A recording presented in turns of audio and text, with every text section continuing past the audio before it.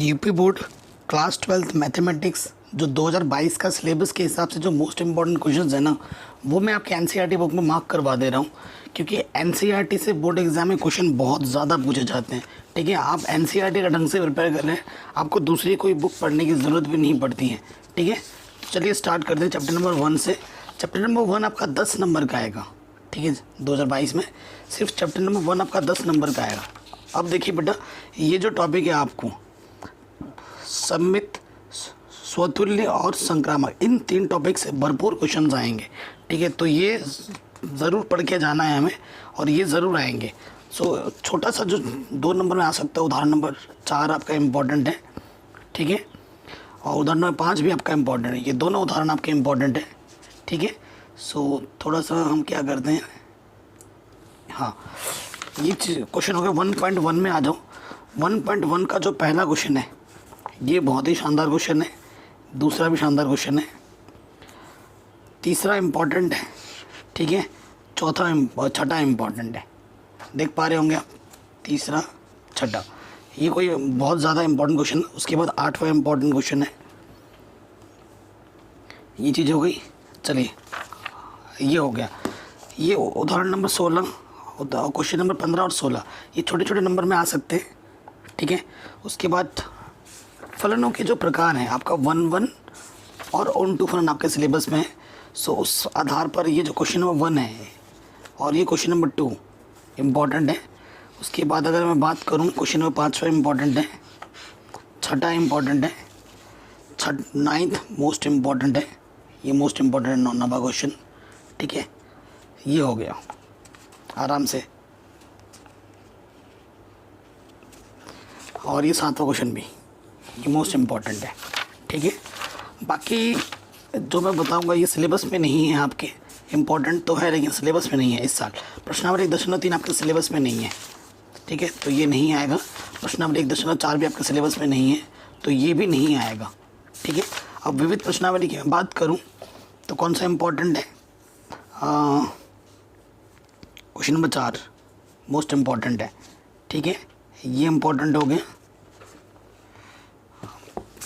और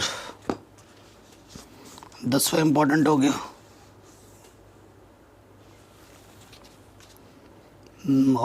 और यहाँ से बस यही आएगा, क्योंकि सिलेबस में ही इतना ही है। ठीक है, तो ये चीज़ आएंगी। चैप्टर नंबर 2 में हम बात करें तो 2 में आपको पता है क्या, ये वाला टेबल आपको अच्छे से याद करना है। प्रांत परिसर पूछा जा सकता है, इसके बिना तो कोई क्वेश्चन हिलेगा भी नहीं अपनी जगह से। तो प्रश्नावली 2.1 कि ये जो छोटे मोटे ये जितने भी प्रश्न दिख रहे हैं मोस्ट इम्पॉर्टेंट है बेटा, कोई सा भी आ सकता है एग्जाम में।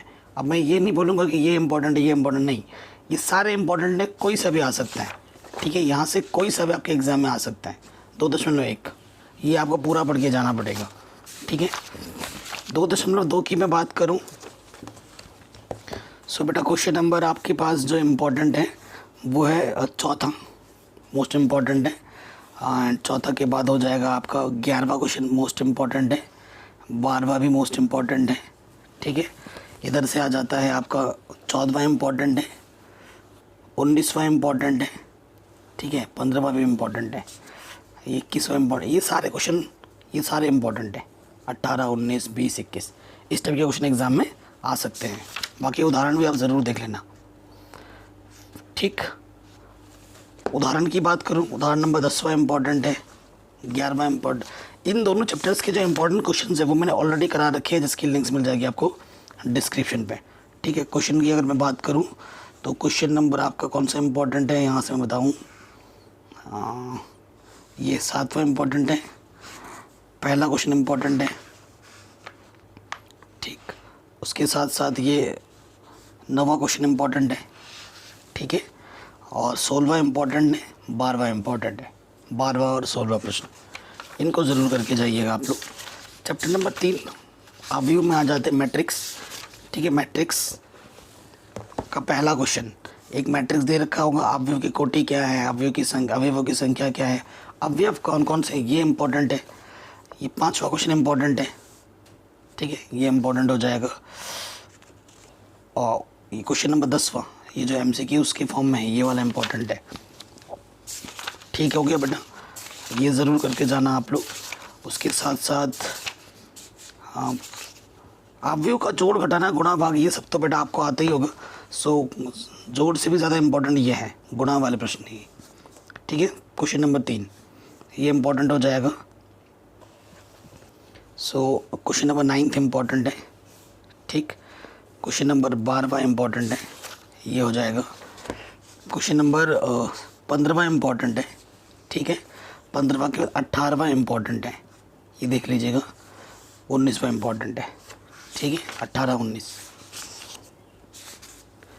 उदाहरण नंबर 22 इम्पोर्टेंट है। एक अवयव को सममित अवयव और एक विषम सममित के योगफल के रूप में लिखना है, ये आपका एग्जाम में आ सकता है। फिर अगर मैं बात करूं तो बेटा आपका जो क्वेश्चन है 9वां इम्पोर्टेंट है। ठीक है, और फिर ये 1 नंबर में आ सकता है परिवर्त अवयव निकालने के लिए। ठीक है, ये हो जाएगा। हाँ, 12वां क्वेश्चन इम्पोर्टेंट है। ये सब 1 नंबर पर आधारित प्रश्न है। इसमें एक थ्योरम है प्रमेय, इसको प्रूफ करने के लिए एग्ज़ाम में आ सकता है। ठीक है, इसको तैयार करके जाना आप लोग। अब वो सक्रिया के द्वारा, ठीक है, सक्रिया के द्वारा आपसे ए इनवर्स निकालने के लिए आ सकता है। तो उदाहरण नंबर 24 इम्पोर्टेंट है। और 3.4 की मैं बात करूं, प्रश्नावली 3.4 का क्वेश्चन नंबर 15 16 17 इम्पोर्टेंट है। 18वां क्वेश्चन भी इम्पोर्टेंट है, ये MCQs के फॉर्म में। ठीक है, ये आपने देख लिया। और 3 पर आधारित प्रश्न की बात करूँ, ये दूसरा क्वेश्चन इम्पोर्टेंट है, विविध प्रश्नावली। ठीक है, ये 8वां इम्पोर्टेंट है। ठीक है, ये 13वां इम्पोर्टेंट है। 15वां इम्पोर्टेंट है। ओके, चौथे चैप्टर में आ जाओ, डिटरमिनेंट्स जो है आपका। तो डिटरमिनेंट पे अगर 4.1 की मैं बात करूं तो ये दूसरा क्वेश्चन इम्पोर्टेंट है, पहला पार्ट दूसरा पार्ट। और चौथा क्वेश्चन इम्पोर्टेंट है। ठीक है, छठा क्वेश्चन इम्पोर्टेंट है, 7वां क्वेश्चन इम्पोर्टेंट। ये सारे 1 नंबर में आ सकते हैं। अब सारणिकों के गुणधर्म के आधार पर जो क्वेश्चन सॉल्व करने के लिए आते हैं, जैसे कि उदाहरण 15। ठीक है, उदाहरण नंबर 15 आ सकता है आपका, और उदाहरण नंबर 14 आ सकता है। ठीक है, प्रश्नावली 4.2 में से बेटा कोई सा भी क्वेश्चन इम्पोर्टेंट, कोई सा भी आ सकता है। तो ये क्वेश्चन नंबर 3 पे ज़्यादा ध्यान देना। ठीक है, और उदाहरण नंबर 16 देख लेना। और यहाँ से अगर मैं बात करूँ क्वेश्चन नंबर 9, ठीक है, क्वेश्चन नंबर 5 ये इम्पोर्टेंट है। क्वेश्चन नंबर 12 इम्पोर्टेंट है। 13वां इम्पोर्टेंट है। 15वां इम्पोर्टेंट है। ठीक, आगे बढ़ते हैं। त्रिभुज का क्षेत्रफल, उदाहरण नंबर 17 इम्पोर्टेंट है। ठीक है, ये देख लीजिएगा। सहखंड निकालने के लिए आ सकते हैं। सो उदाहरण नंबर 12 क्वेश्चन, 22वां उदाहरण नंबर, ये इम्पोर्टेंट हो। प्रश्नावली 4.4 की मैं बात करूं तो क्वेश्चन नंबर 4 इम्पोर्टेंट है। ठीक है, ये हो जाएगा। आगे बढ़ते हैं। तो क्वेश्चन नंबर अगर मैं बात करूं तो ये क्वेश्चन इम्पोर्टेंट है, 9वां 11वां। ठीक है, अस्तित्व हो तो व्युत्क्रम निकालना है, ए इनवर्स निकालना है। ठीक है, यह आ सकता है। सो क्वेश्चन नंबर 16 इम्पोर्टेंट है। और ये सूत्र 17वां और 18वां MCQs में आ सकता है। ठीक है, अब ये जो उदाहरण नंबर 28 है, मोस्ट इम्पॉर्टेंट, ये तो बड़े नंबर में आएगा ही आएगा, हर बार आता है, आपके में भी आएगा। ठीक है, यहाँ से भी एक छठा 15वां क्वेश्चन इम्पोर्टेंट है। ठीक है, और 16वां क्वेश्चन इम्पोर्टेंट है, 15वां 16वां। तो ये चैप्टर भी हो गया। और विविध प्रश्नावली में अगर बात करें तो विविध प्रश्नावली में क्वेश्चन नंबर 6, 5वां, ठीक है, ये सब इम्पोर्टेंट है। विविध उदाहरण में उदाहरण नंबर 34, ठीक है, उदाहरण ये क्वेश्चन नंबर 12वां 13वां, ये इम्पोर्टेंट है। और क्वेश्चन नंबर 16वां इम्पोर्टेंट है। अब आते हैं चैप्टर नंबर 5 में। चैप्टर नंबर 5 में मैं आपको बताता हूँ क्या क्या इम्पोर्टेंट है या नहीं है। ठीक है, प्रश्नावली 5.1 पर क्वेश्चन नंबर अगर देखा जाए तो क्वेश्चन नंबर मैं बताऊँ, 7वां इम्पॉर्टेंट है, ठीक है, 9वां इम्पॉर्टेंट है, उसके बाद 17वां इम्पॉर्टेंट है, 18वां इम्पॉर्टेंट है, 19 इम्पॉर्टेंट है, 23 इम्पॉर्टेंट है, 24 इम्पॉर्टेंट है, 26 इम्पॉर्टेंट है और 34 इम्पॉर्टेंट है। ठीक है, ये आ गए ये क्वेश्चन इम्पॉर्टेंट। आगे बढ़ते हैं 5.2 में। ये तो सारे क्वेश्चन ही आसान है, ठीक है। 5.2 में बेटा क्वेश्चन नंबर चौथा इम्पॉर्टेंट है, 7वां इम्पॉर्टेंट है, 8वां इम्पॉर्टेंट है, 9वां 10वां इम्पॉर्टेंट है। मतलब इनमें से कोई से भी आ सकता है, क्योंकि अब क्लच करना है ना, इसमें क्या रखा है यार। 7वां इम्पॉर्टेंट है, ठीक है, 14वां इम्पॉर्टेंट है। सो लॉगरिथम वाले ज़्यादा इम्पॉर्टेंट होते हैं, वो एग्ज़ाम में ज़्यादा आते हैं। सो अगर यहाँ से मैं बात करूँ तो क्वेश्चन नंबर 5वां इम्पॉर्टेंट है, 8वां इम्पॉर्टेंट है, 10वां इम्पॉर्टेंट है ना, 7वां इम्पॉर्टेंट, इनके आप क्लच करने हैं। सो एक उदाहरण नंबर 31वां इम्पॉर्टेंट है, ठीक है। और 5.5 में बात करें तो क्वेश्चन नंबर दूसरा इम्पॉर्टेंट है, चौथा मोस्ट इम्पॉर्टेंट है, 7वां इम्पॉर्टेंट है, 9वां इम्पॉर्टेंट है, ठीक है। बाकी तो हर एक क्वेश्चन सेम टू सेम तरीके से ही हो रहा है, आप देख पा रहे हैं। क्वेश्चन नंबर 14वां इम्पॉर्टेंट है। 5.6 की मैं बात करूं, क्वेश्चन नंबर 7वां इम्पॉर्टेंट है, ठीक है, 8वां इम्पॉर्टेंट है मोस्ट और 11वां इम्पॉर्टेंट है मोस्ट, ठीक है, ये हो जाएगा। आगे बढ़ते हैं 5.7 में। 5.7 में द्वितीय कोटि का क्लच करने हैं हमें, तो क्वेश्चन नंबर 11वां इम्पॉर्टेंट है, 7वां इम्पॉर्टेंट है, ठीक है, 16वां और 17वां इम्पॉर्टेंट है, ठीक। अब 5.8 आपके सिलेबस में नहीं है इस बार, तो आपको नहीं पढ़ना है। विविध प्रश्नावली में क्वेश्चन नंबर 5वां ये इम्पॉर्टेंट है, 12वां 13वां 14वां इम्पॉर्टेंट है। ये सब मोस्ट इम्पॉर्टेंट क्वेश्चन है, इनको ज़रूर करके जाना। उसके साथ साथ उदाहरण नंबर क्वेश्चन नंबर 15वां 16वां 17वां इम्पॉर्टेंट है और ये 20वां क्वेश्चन इम्पॉर्टेंट है, ठीक है। अब आते हैं चैप्टर नंबर 6 में। तो प्रश्नावली 6.1 में क्वेश्चन नंबर 1 आ सकता है आपका 2 नंबर में। दूसरा इम्पॉर्टेंट है, 5वां इम्पॉर्टेंट है, 9वां 10वां इम्पॉर्टेंट है, 13वां क्वेश्चन इम्पॉर्टेंट है, 15वां क्वेश्चन इम्पॉर्टेंट है, ठीक। आगे बढ़ते हैं प्रश्नावली 6.2 में क्वेश्चन नंबर तीसरा इम्पॉर्टेंट है,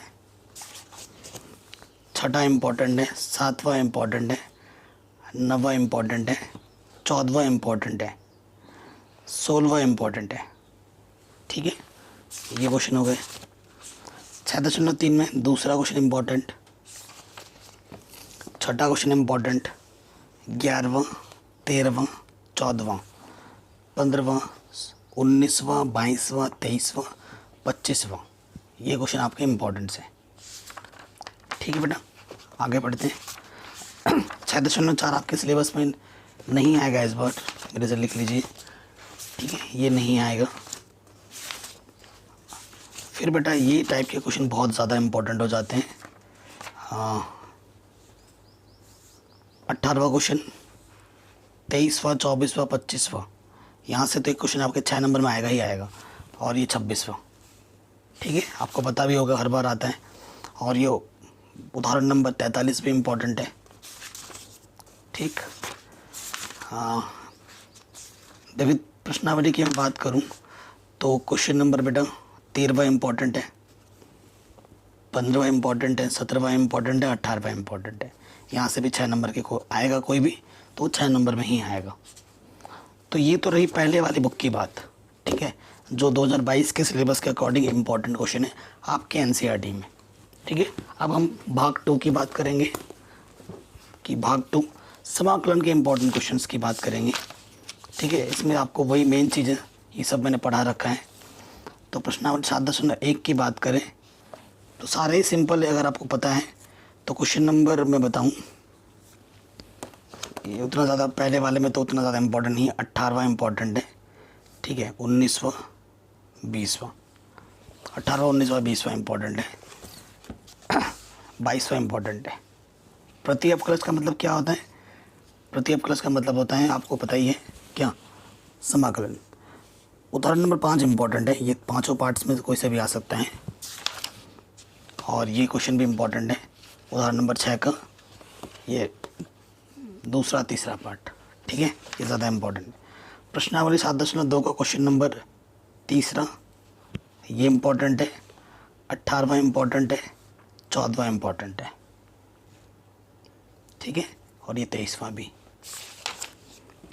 फिर अगर मैं बात करूँ यहाँ से, वैसे तो सारे ही इम्पोर्टेंट है। 26वां इम्पोर्टेंट है, ठीक, 36वां, 37वां ये इम्पोर्टेंट है, 38वां MCQs में आ सकता है, ये इम्पोर्टेंट है। 7.3 में अगर मैं इम्पोर्टेंट क्वेश्चंस की बात करूँ, क्वेश्चन नंबर 9, ठीक है, क्वेश्चन नंबर 9 के बाद क्वेश्चन नंबर 16 ये इम्पोर्टेंट हो जाएगा। क्वेश्चन नंबर 22 ये इम्पोर्टेंट है। क्वेश्चन नंबर 20, ठीक है, ये ज़्यादा इम्पोर्टेंट है। फिर आते हैं नेक्स्ट क्वेश्चंस में, ये तो बहुत ही सिंपल है। 7.4 में बेटा क्वेश्चन नंबर 18वां मोस्ट इम्पॉर्टेंट, 13वां इम्पॉर्टेंट, ठीक है, 13वां के बाद आप कोई सा भी ले लो यहाँ से, 9वां ये इम्पॉर्टेंट है, और 18वां मोस्ट इम्पॉर्टेंट है, 18वां इम्पॉर्टेंट है, और उसके साथ साथ 21वां इम्पॉर्टेंट है। एक जैसे मिलते जुलते क्वेश्चन है, ये ज़रूर कर लेना। फिर ये उदाहरण नंबर 14 ये इम्पॉर्टेंट है, ठीक है। 7.5 का क्वेश्चन नंबर 6 मोस्ट इम्पॉर्टेंट है, इसको आपको करना है, ठीक है। 17वां इम्पॉर्टेंट है, ये आप ज़रूर कर सकते हैं। आगे बढ़ते हैं, उदाहरण नंबर 22 में आ जाते हैं। तो उदाहरण नंबर 22 का पहला वाला पार्ट ये इम्पॉर्टेंट है, ठीक है, और उदाहरण नंबर 20 ये वाला भी इम्पॉर्टेंट है। और 7.6 प्रश्नावली में बात करें तो क्वेश्चन नंबर 11, क्वेश्चन नंबर 19 है ना, ये इम्पॉर्टेंट है। 7.7 उतना ख़ास नहीं है, 7.8 आपके इस बार सिलेबस में ही नहीं है, ठीक है, और 7.9 भी उतना ख़ास नहीं है। 7.10 में आ जाओ तो 7.10 में क्वेश्चन नंबर 5वां, ठीक है, 8वां ये इम्पोर्टेंट है, और ये 9वां क्वेश्चन इम्पोर्टेंट है। जो इम्पोर्टेंट क्वेश्चन है वो मैं बताता चलूँगा, टेंशन मत लो। 7.11 में आ जाओ। 7.11 में क्वेश्चन नंबर 8वां मोस्ट इम्पॉर्टेंट, ठीक है, question number 10 important, 12 important, 16 important, 18 important है, 19 भी इम्पॉर्टेंट है, ठीक है, और ये 21 भी। विविध उदाहरण में उदाहरण नंबर 38 इम्पॉर्टेंट है, ठीक है। 38 के बाद उदाहरण नंबर 41 मोस्ट इम्पॉर्टेंट, कई बार पूछा गया है 6 नंबर में। उदाहरण नंबर 42 भी इम्पॉर्टेंट है, कई बार पूछा गया है।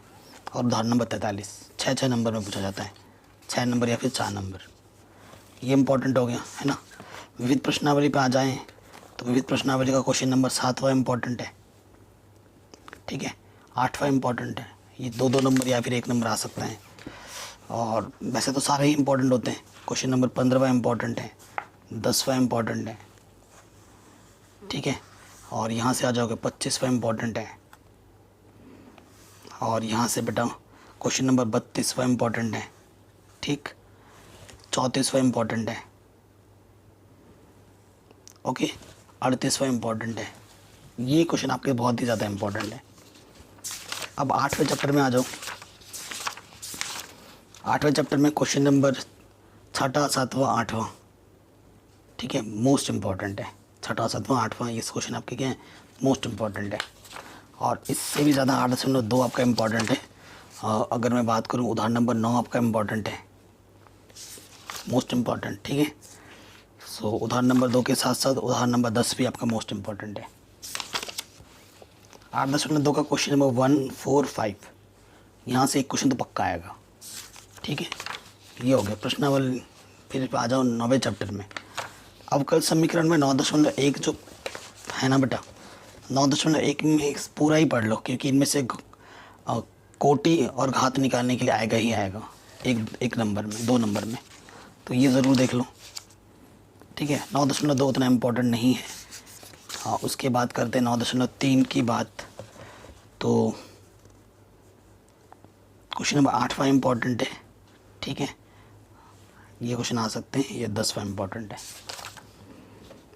ये उतने, फिर आगे बढ़ते हैं 9.4 में। 9.4 का पहला क्वेश्चन मोस्ट इम्पॉर्टेंट है, ठीक है। उसके बाद 12वां प्रश्न, 13वां प्रश्न इम्पॉर्टेंट है। क्वेश्चन नंबर 18वां भी मोस्ट इम्पॉर्टेंट है। ओके, आगे बढ़ते हैं। हाँ, समघाती वाला, तो यहाँ से बेटा क्वेश्चन जो इम्पोर्टेंट है आपका 7वां इम्पोर्टेंट है, पहला इम्पोर्टेंट है, ये 10वां क्वेश्चन भी इम्पोर्टेंट है, ठीक है, 15वां भी इम्पोर्टेंट है। मतलब हर एक क्वेश्चन एक जैसे होता है आप ये क्योंकि एक ही टाइप के कैटेगरी के हैं। 9.6 बहुत ही सिंपल क्वेश्चन है। पहला क्वेश्चन इम्पोर्टेंट है, चौथा इम्पोर्टेंट है, पाँचवा इम्पोर्टेंट है, ठीक है। फिर यहाँ से क्वेश्चन नंबर 14वां इम्पोर्टेंट है।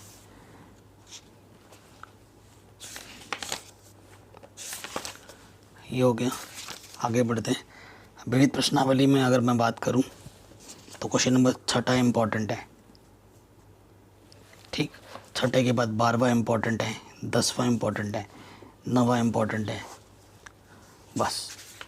और ये 16वां भी इम्पोर्टेंट है। अब आते हैं 10वें चैप्टर में, ठीक है। बेसिक सा चैप्टर है ये। तो यहाँ आ जाते हैं। क्वेश्चन नंबर 1 मोस्ट इम्पॉर्टेंट,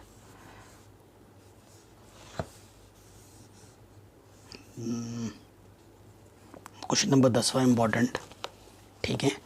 ये हो गया। कोसाइन ज्ञात करना है, 12वां इम्पॉर्टेंट, 11वां इम्पॉर्टेंट, 10, 11, 12 इम्पॉर्टेंट क्वेश्चन था। हाँ,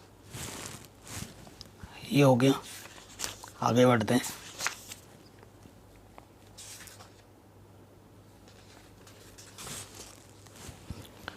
क्वेश्चन 10.3 पे आ जाओ। 10.3 का क्वेश्चन नंबर 1 ये इम्पोर्टेंट है। और क्वेश्चन नंबर 6 इम्पोर्टेंट है, ठीक। क्वेश्चन नंबर 9 भी इम्पोर्टेंट है। और 18वां MCQ आ सकता है।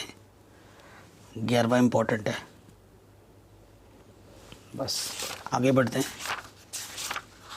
10.4 10.4 से उदाहरण नंबर 25 देख लेना, सिंपल सा क्वेश्चन। और ये उदाहरण नंबर 24 भी। 10.4 में बेटा क्वेश्चन नंबर 1 इम्पोर्टेंट है, दूसरा इम्पोर्टेंट है, 6 इम्पोर्टेंट है,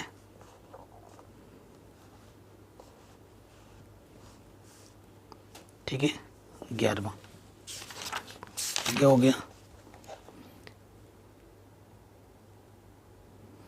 विविध प्रश्नावली पर अगर हम बात करें तो क्वेश्चन नंबर 5वां इम्पोर्टेंट है, ठीक है। 5वें के बाद आ जाता है यहाँ पर क्वेश्चन नंबर 12वां इम्पोर्टेंट है, ठीक है। 13वां इम्पोर्टेंट है,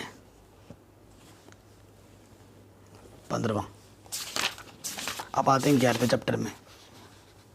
11वें चैप्टर में इस बार कोण जो न होता है ना, वो निकालने के लिए मना किया है, ठीक है। तो कोण वाला नहीं आएगा, बाकी सब आएगा। दो रेखाओं के बीच का जो कोण वाला प्रश्न था वो नहीं आएगा इस बार, लेकिन दूरी ज़रूर आ सकती है। हाँ, तो दूरी वाला जो क्वेश्चन है बेटा वो आएगा। उदाहरण नंबर 12 ये इम्पोर्टेंट है। उदाहरण नंबर 11 ये इम्पोर्टेंट है। यहाँ से तो एक क्वेश्चन पक्का आएगा, फुल गारंटी, ठीक है। क्वेश्चन नंबर 6 इम्पोर्टेंट है, 5वां इम्पोर्टेंट है, ठीक। 8वां इम्पोर्टेंट है। और फिर 12वां इम्पोर्टेंट है, 14वां, 15वां, 16वां, 17वां। यहाँ से तो बेटा एक क्वेश्चन पक्का आएगा, क्योंकि दूरी पर है। कोण वाला नहीं आएगा, लेकिन दूरी के तो आएगा, ठीक है। ये ज़रूर कर लेना। आगे बढ़ते हैं। और मेरी आपसे रिक्वेस्ट है कि उदाहरण जितने भी हैं ना, एक एक हर टाइप के एक उदाहरण दे रखे, उनको ज़रूर कर लेना। कोण वाला छोड़कर, कोण वाला सिलेबस में नहीं है इस साल 2022 में। क्वेश्चन नंबर 4 लंबपात का दिशा निकालना है, ये 1 नंबर में आ सकता है सदिश और कार्तीय निकालने के लिए। बस 7वां अंतःखंड आ सकता है। 9वां क्वेश्चन इम्पोर्टेंट है, 10वां भी इम्पोर्टेंट है। ठीक है, ये ज़रूर कर लेना। आगे बढ़ते, इतना कर लोगे बहुत हो जाएगा। ठीक है, इतना कर लोगे बहुत हो जाएगा। उदाहरण विविध प्रश्नावली में उदाहरण 19, 20 और ये 21। 19, 20, 21 ज़रूर कर लेना। 21 तो मेरे टाइम में आया था प्रूफ करने के लिए। ठीक है, और ये 17वां क्वेश्चन भी इम्पोर्टेंट है।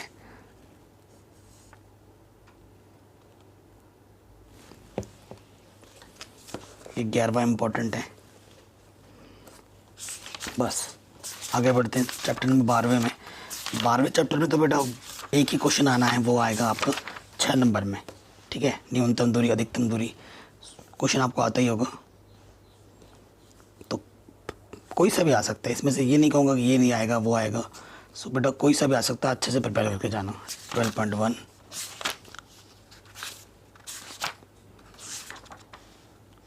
ठीक है, क्वेश्चन नंबर 6, 5वां। अब आ जाओ 12.1 से आने के चांसेस ज़्यादा हैं। ठीक है, अब आते हैं आपका प्रायिकता चैप्टर में। ठीक है, प्रायिकता चैप्टर में आपके इस बार बहुत सी चीज़ें नहीं हैं, उस हिसाब से मैं टिक करवाऊँगा। ठीक है, 13.1 स्वतंत्र घटनाएं पर आधारित प्रश्न आ सकते हैं एग्जाम में। पहला क्वेश्चन इंपॉर्टेंट है, दूसरा भी इम्पोर्टेंट है। ठीक है, तीसरा भी कर लेना। ये हो गया।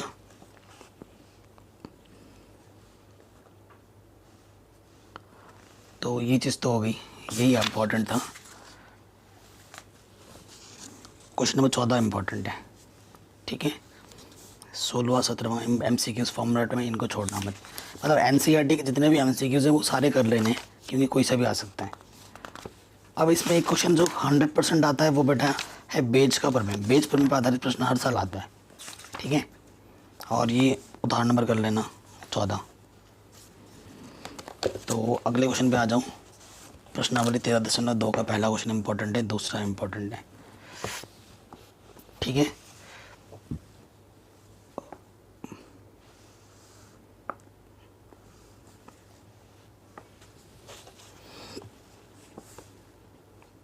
एक पासे को 3 बार उछाला जाता है, ये क्वेश्चन इंपॉर्टेंट है। बाकी ये वाला इंपॉर्टेंट है।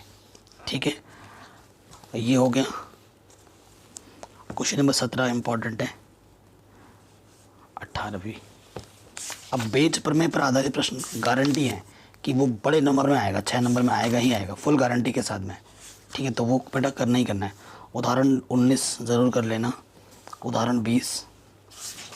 ठीक है, प्रश्नावली की अगर मैं बात करूं तो क्वेश्चन नंबर दूसरा, तीसरा, 5वां, ठीक है, 7वां ये इम्पॉर्टेंट है। 12वां क्वेश्चन ये इम्पॉर्टेंट है। ठीक है, बहुत ही ज़्यादा इनको करना है। बेज पर आधारित प्रश्न ज़रूर आएंगे।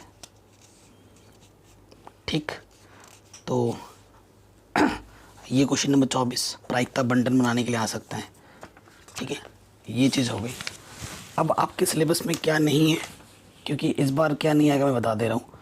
इस बार आपकी प्रायिकता में बेटा माध्य नहीं आएगा, प्रसरण नहीं आएगा, बर्नौली परीक्षण नहीं आएगा, द्विपद बंटन नहीं आएगा। ठीक है, तो बाकी पीछे तो सब वही सब है, तो पीछे और कुछ नहीं आना। तो यहीं तक तैयारी करो। ठीक है, यहाँ तक तैयारी कर लो तो इनफ है। तो ये आपका सिलेबस हो जाता है ख़त्म। इसी सिलेबस में ये क्वेश्चंस तो करने ही करने हैं। और आपके पास मार्केट में आपके सिलेबस के अकॉर्डिंग पिछले साल के क्वेश्चन पेपर ज़रूर कर लेना, क्योंकि वहाँ से क्वेश्चन भी आपको ज़रूर मिलेंगे बोर्ड एग्जाम में। NCERT के ये क्वेश्चन जो मैंने मार्क किए हैं वो बहुत ज़्यादा इंपॉर्टेंट है 2022 के सिलेबस के अकॉर्डिंग। ठीक है, तो इनको ज़रूर कर लेना।